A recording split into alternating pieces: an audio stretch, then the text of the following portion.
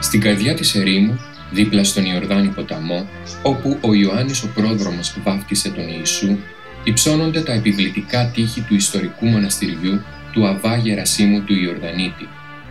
Το μοναστήρι υψώνεται μεγαλόπρεπο μέσα σε μια όαση που διακόπτει το γυμνό και μονότονο τοπίο της απέραντης ερήμου και προσκαλεί φιλόξενα τον κάθε προσκυνητή. Λίγο πιο κάτω από το μοναστήρι, πάνω σε αμόλοφους, είναι κρυμμένες οι σπηλιές των παλαιών ασκητών. Σε μια από αυτές λέγεται ότι έζησε η Οσία Μαρία η Αιγυπτία. Το μοναστήρι περιτριγυρίζεται από πανύψηλα τείχη και μεγάλη σιδερένια πόρτα. Εισερχόμενος ο προσκυνητής βλέπει στα αριστερά μια μικρή εκκλησία αφιερωμένη στη φυγή στην Αίγυπτο. Σε αυτή τη σπηλιά, η παράδοση λέει, φιλοξενήθηκαν για ένα βράδυ η Παναγία, ο Ιωσήφ και το Άγιο Βρέφος καθοδόν προς την Αίγυπτο. Πριν από μερικά μόνο χρόνια, το μοναστήρι του Αγίου Γερασίμου του Ιορδανίτη δεν ήταν παρά ένα εγκαταλελειμμένο μοναστήρι, όχι πολύ μακριά από την επικίνδυνη περιοχή της Ιεριχώς, που για χρόνια τώρα μένονται οι ένοπλες συγκρούσεις μεταξύ Αράβων και Ισραηλινών. Σήμερα, χάρη στις ακούραστες προσπάθειες του ηγούμενου του μοναστηριού Αρχιμανδρίτη Χρυσόστομου Ταβουλαρέα, η Μονή έχει εξελιχθεί σε μια φυσική και πνευματική όαση που προσελκύει χιλιάδες πιστούς, έχοντας να επιδείξει και ένα πολύ σημαντικό φιλανθρωπικό έργο. Με τη σημαντική οικονομική βοήθεια προσκυνητών από Ελλάδα, Κύπρο και Ρωσία, το μοναστήρι ανοικοδομήθηκε πλήρως. Αναπαλαιώθηκαν όλα τα κτίρια, η εκκλησία και τα παρεκκλήσια όπως ήταν πριν από αιώνες. Αν και η Μονή είναι κτισμένη σε υψόμετρο 400 περίπου μέτρων κάτω από την επιφάνεια της Μεσογείου, οι μοναχοί βρήκαν νερό και κατάφεραν να αναστήσουν το φυσικό τοπίο της περιοχής. Η αφιλόξενη έρημος μετατράπηκε σε ένα καταπράσινο καταφύγιο για το σώμα και την ψυχή. Το μοναστήρι περιτριγυρίζεται σήμερα από ένα πλούσιο περιβόλι 180 στρεμμάτων με ελιές, φοινικές, χαρουπιές και φραγκοσικές.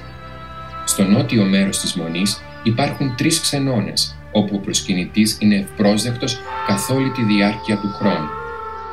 Πλήθος προσκυνητών συγκεντρώνεται κυρίως στις 4 Μαρτίου, μέρα όπου τιμάται η μνήμη του Αββά Γερασίμου Ιορδανίτη.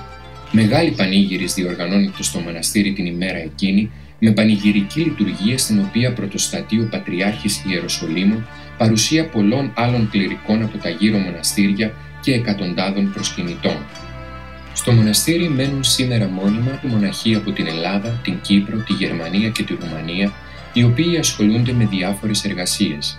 Κάποιοι μαγειρεύουν, άλλοι πάνε στα χωράφια και στα ζώα, ενώ επίσης υπάρχουν εργαστήρια με κεριά και ψηφιδωτά. Η φιλανθρωπία όμως είναι ο ένας και μοναδικός σκοπός του μοναστηριού. Χιλιάδες φτωχοί Παλαιστίνοι την χάνουν της αγάπης της Μονής σε τρόφιμα και χρήματα όποτε αυτό είναι δυνατόν. Όπως χαρακτηριστικά λέει ο αγιοταφήτης γέροντας Χρυσόστομος, ο οποίος για περίπου 12 χρόνια ζούσε ολομόναχος, δίχως ηλεκτρικό, νερό, τηλέφωνο και δρόμο, εδώ υπάρχει ένα πιάτο φαγητό για όλους και θα υπάρχει πάντα για όσους το χρειάζονται. Το μόνο που δεν θα βρει κανείς εδώ είναι η μοναξιά, το άγχος και η ανασφάλεια. Επίσης, βοηθάμε τα σχολεία και τα παιδιά που τα αγαπάμε πολύ. Σε αυτή την περιοχή υπάρχει μεγάλη φτώχεια. Για μας δεν έχει σημασία αν κάποιος είναι χριστιανός ή μουσουλμάνος. Ο Θεός είναι ένας για όλο τον κόσμο και στην αγάπη δεν γίνονται διακρίσεις.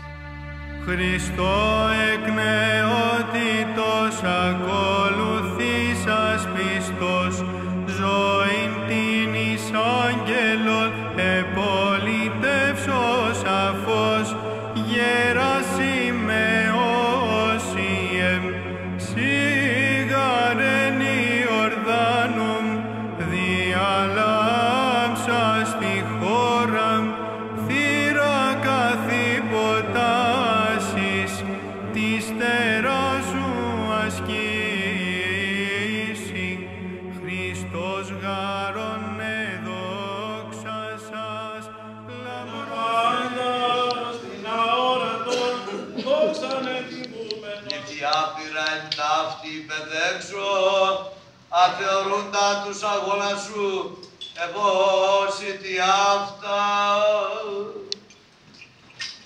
Κερέντολον, Χριστού ο Κύριξ, χαιρετόμος αθετούτον ο Πέλεξ, κεράσιμε.